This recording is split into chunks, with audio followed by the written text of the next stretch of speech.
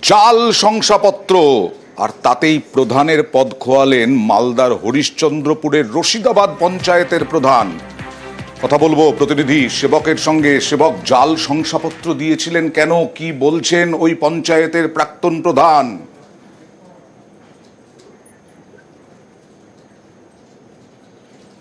দেখো, ওই লাভলি খাতুন যিনি সংরক্ষিত আসন ওবিসিদের জন্য, সেই আসনে কংগ্রেসের টিকিটে প্রার্থী হয়েছিলেন গত পঞ্চায়েত নির্বাচনে। তিনি তৃণমূলকে হারিয়ে যেতেন। এরপর সংরক্ষিত আসন ছিল প্রধানের পদ, তিনি তৃণমূলে চলে যান এবং তৃণমূলে যোগ দিয়ে তিনি পঞ্চায়েতের প্রধান হন রশিদাবাদের।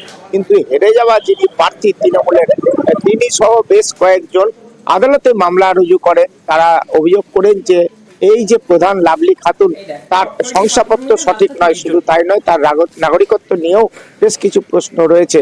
এরপর উচ্চ আদালতের নির্দেশে মালদার চাঁচলের মহকুমা শাসক তিনি ঘটনা তদন্ত শুরু করেন। 2 দফা শুনানি হয়। শুনানিতে চাঞ্চল্যকর তথ্য উঠে আসে যে ওবিসি সার্টিফিকেট পাওয়ার ক্ষেত্রে যাদের সাক্ষী বলে নির্দিষ্ট করা হয়েছিল, তারা জানায় যে তারা সই করেননি, তারা এই লাভলি খাতুনকে চেনেন না। লাভলি খাতুন কোন রকম মানে পিছিয়ে পড়া পরিবার থেকে আছেন এমনও তাদের জানা নেই। শুধু তাই নয়, লাভলি খাতুন আবেদনপত্রে বাবা বলে যাকে দেখিয়েছিলেন, তারও যে একটি মেয়ে আছে তার নাম আলাদা। লাভলি খাতুন তার মেয়ে নয়, এমন বিষয়টিও তদন্তে উঠে আসে। এরপরেই কিন্তু আজ তার ওবিসি শংসাপত্র সেটা বাতিল করে দিয়েছে প্রশাসন। উচ্চ আদালতেও বিষয়টি জানিয়ে দেওয়া হয়েছে।